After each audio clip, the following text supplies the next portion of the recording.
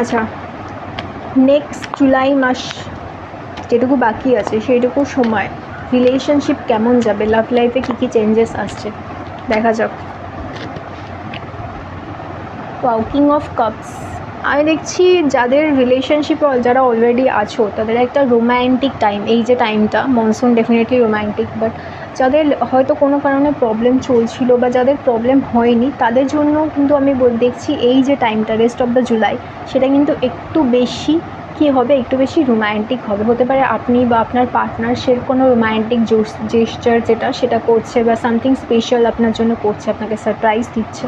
তো এরকম কিন্তু পসিবিলিটি রয়েছে, আপনি এক্সপেক্ট করতে পারেন। এছাড়া আমি দেখছি যাদের কোনো রকম প্রবলেমস চলছিল রিলেশনশিপে সেটা কিন্তু অবভিয়াসলি মিটে যাওয়ার পসিবিলিটি রয়েছে, ঠিক আছে।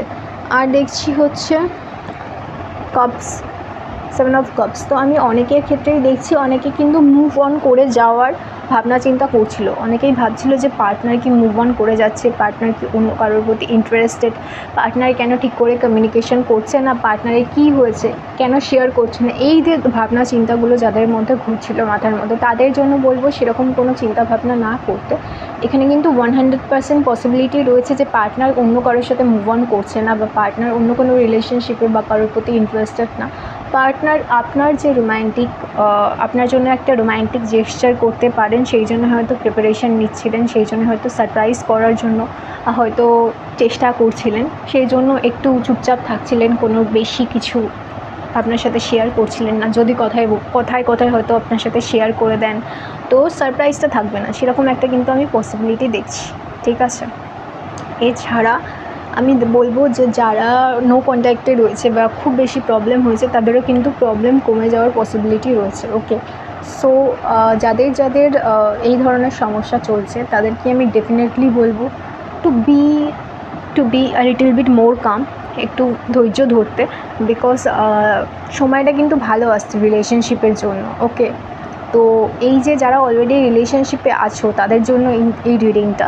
সো আমি চাইছি যারা ম্যারিড তাদেরও কিন্তু টাইমটা অনেকটা বেটার হবে, ঠিক আছে।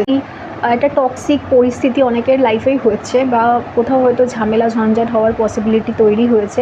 যাদের এই ধরনের সিচুয়েশান হয়েছে তাদের আমি অবশ্যই বলবো তোমরা নিজেদের মতো করে মিটিয়ে নেওয়ার চেষ্টা করো, কারণ অনেক সময় হয় মিসআন্ডারস্ট্যান্ডিং, মিসকমিউনিকেশান, এই সমস্ত জিনিসের জন্য যেগুলো হচ্ছে, যে সমস্ত প্রবলেমগুলো হচ্ছে সেগুলো কমিয়ে আনার পসিবিলিটি সেটা তখনই তৈরি হবে যখন তোমরা নিজেদের মধ্যে কমিউনিকেশান করবে, ঠিক আছে। নিজেদের মধ্যে কমিউনিকেশান করলে তখনই কিন্তু ঠিক হবে।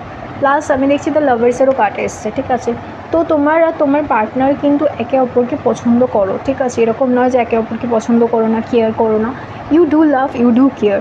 সো ডেফিনেটলি নিজেদের মধ্যে যা প্রবলেম হচ্ছে সেটা কিন্তু মিটিয়ে নেওয়া দরকার। যাদের মধ্যে আনহেলদি অ্যাটাচমেন্ট হচ্ছে বা একজনের সম্পর্কে প্রচুর ভাবনা চিন্তা করছো, তোমার নিজের কাজ এফেক্টেড হচ্ছে, পড়াশোনা এফেক্টেড হচ্ছে, এই ধরনের পরিস্থিতি তাদেরকে বলবো তোমরা কিন্তু অবশ্যই একটা ভালো সলিউশন করো, সেটা হচ্ছে ফোকাস বা মেডিটেশন, এই সমস্ত কিছু করো, তোমাদের জন্য কিন্তু বেটার হবে।